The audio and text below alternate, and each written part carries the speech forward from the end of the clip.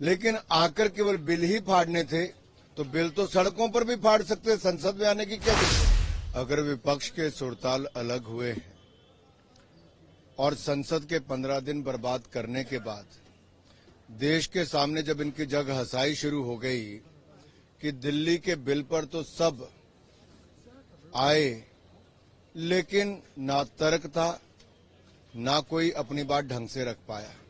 और ये साफ दिखा कि अब तक जो विपक्ष ने किया है वो केवल देश को भ्रमित करने का काम किया है, देश का समय और पैसा बर्बाद करने का काम किया है। चर्चा तो मणिपुर पर पहले दिन से ही होनी तय थी। विपक्ष भाग क्यों रहा है? क्योंकि तर्क नहीं है, तथ्य नहीं है। और दूसरा, दिल्ली के बिल पर भी जिस तरह से विपक्ष धराशायी हुआ है वो साफ दिखा कि अब इनको चेहरा दिखाने की जगह भी नहीं है। और जिस तरह से माननीय गृह मंत्री जी ने जवाब दिया है उसके बाद तो विपक्ष का एक नेता खड़ा होकर बोल भी नहीं पाया।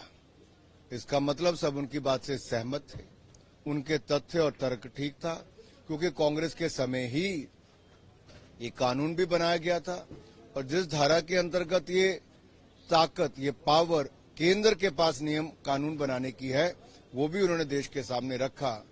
तो इसके बाद तो बचता क्या है? अब जो बचा है कम से कम उतने दिन आकर सदन ढंग से चलने दें, प्रश्नोत्तर में भाग लें और अलग जो अन्य बिल आएंगे उसमें भी भाग लें।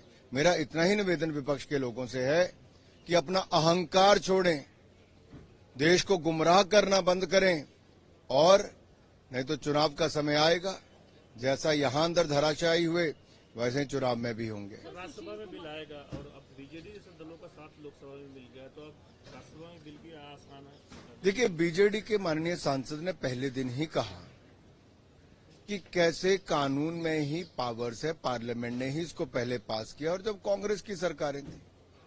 उन्होंने पहले दिन कहा था कि भाई आप जो कह रहे हैं वो गलत कह रहे हैं।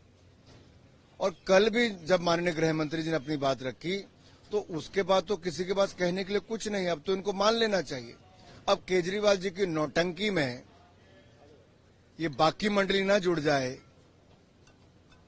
आम आदमी पार्टी के सांसद जिनको भी सस्पेंड किया गया, उन्होंने कहा कि उन्हें कोई रिग्रेट नहीं है इसका, वो नहीं मानते कि उन्होंने कोई गलत काम किया। देखिए, दुख तो उन लोगों को होना चाहिए जिन्होंने वोट देकर सांसद बनाकर भेजा था।